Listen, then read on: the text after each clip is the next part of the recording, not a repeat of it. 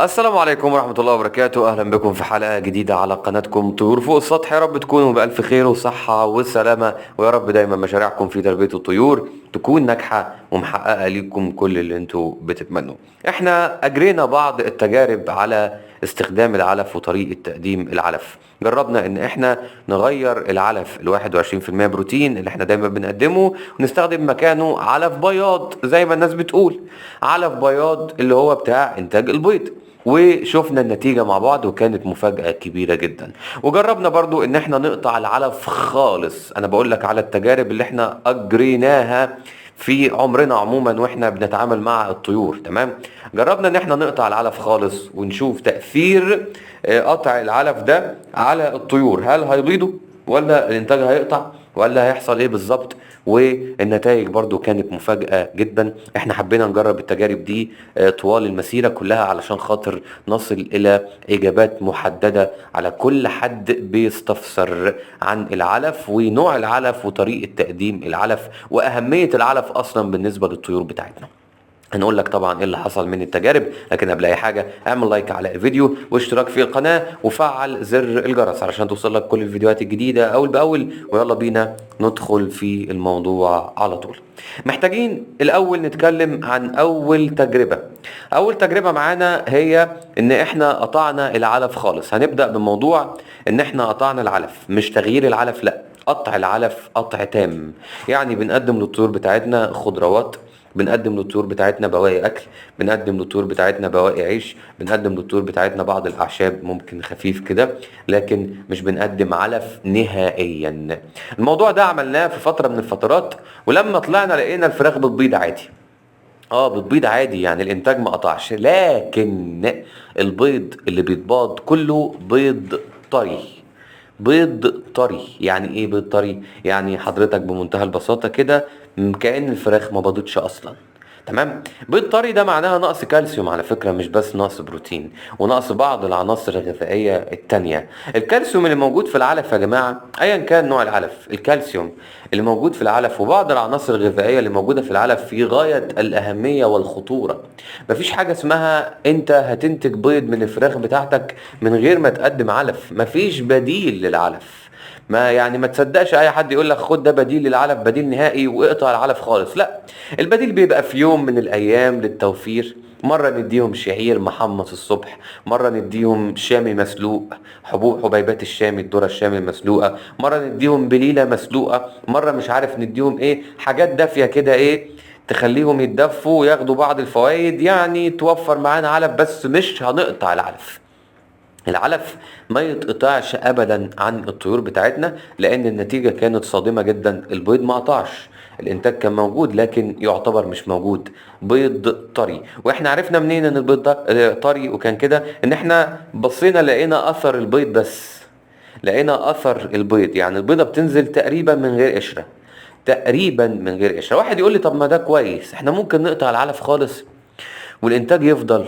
طب ونحل المشكله بتاعت القشر بتاع البيض، ندي الطيور كالسيوم. ما انا قلت لك الموضوع مش كالسيوم وبس، الموضوع مش كالسيوم وبس، في حاجات تانية موجودة في العلف وعناصر غذائية معينة بتدخل جسم الطائر بتساعده على إخراج البيضة كاملة من غير أي مشاكل وما يكونش فيها أي ضعف أو جودة قليلة أو أي حاجة من هذا القبيل. فما ينفعش نقطع العلف، ودي أول تجربة إحنا جربناها ودي كانت نتيجتها اللي بصراحة صدمتنا وقتها جدا. برضو في تجربة تانية إحنا جربناها والناس برضو بتستغرب إحنا ليه دايما بنقول لكم ما تغيروش العلف، استمروا على نوع علف واحد، وليه دايما بننصحكم إنكم تستمروا على علف بروتين عالي، علف 21% بروتين او علف 23% بروتين. فالتجربة بتاعتنا هي اللي خلتنا نقول لكم الكلام ده يا جماعة. التجربة كانت بسيطة خالص، واننا كنا بنقدم علف 21% بروتين من شركة النماء او الايمان على ما اذكر. تمام. فلما قدمنا العلف ده لفترة طويلة قررنا ان احنا نسمع بنصائح الناس، واحنا طبعا كنا يعني عندنا خبرة قليلة وقتها، فقررنا ان احنا نسمع بنصائح الناس ونقدم علف بياض علشان اسمه بياض، ومادام اسمه بياض يبقى الانتاج بتاع البيض هيكون اكتر.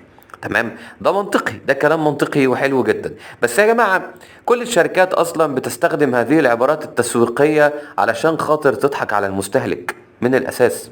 كل الشركات بتستخدم عبارات معينة تستقطب بيها المستهلك وتضحك عليه، تلبسه العمة، يعني ده علف بياض خد علف بياض. لا، مش علشان اسمه علف بياض احنا نصدق. طب ما هو كل الناس اللي بتعمل مشاريع او بتعمل منتجات عموما بشكل يعني اي نوع من المنتجات، يعني مش ضروري علف، بيقولوا ان المنتجات دي احسن منتجات في الدنيا. وده حقهم على فكرة، ده حقهم. اي حد بيعمل منتج، اي شركة بتعمل منتج بتقول عليه افضل منتج في الدنيا. ايه اكتر حاجة عايزها بقى المربي او المستهلك؟ اكتر حاجة عايزها انه يقدم علف يزود الانتاج، فعلى طول يقول لك ده علف بياض خد علف بياض. فالمهم ان احنا عملنا ايه؟ قطعنا العلف ال 21% بروتين وقدمنا العلف اللي اسمه العلف البياض، اللي هو نسبة البروتين فيه بتبقى قد ايه؟ بتبقى 17 18 وساعات بتبقى اقل كمان، ساعات بتبقى اقل على حسب نوع العلف ونوع الشركة.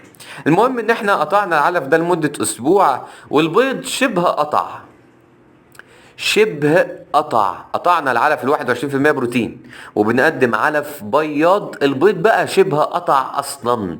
تخيل اسمه علف بياض وانت تقدمه للطيور فالطيور بتاعتك تقطع بيض. هي الفكرة هنا يا جماعة، الفكرة هنا العلف البياض غير موجه بأي شكل من الأشكال لزيادة الإنتاج أو حتى للإنتاج، حتى للإنتاج الطبيعي القليل. لا لا، حتى ده مش موجه ليه.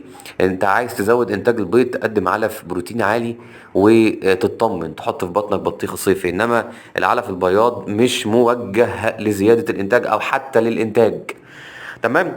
فدي كانت التجربة التانية، وكانت تجربة صادمة ساعتها، لان انت بتغير من علف لعلف ومستحمل الاضرار السلبية اللي ممكن تحصل لك، لان تغيير العلف ممكن يؤدي الى تسممات. بنسبة كبيرة تغيير العلف ممكن يؤدي الى تسممات. احنا ساعتها كان عندنا خبرة قليلة، فقلنا نجرب علشان ناخد المعلومة وناخد الفايدة من التجربة.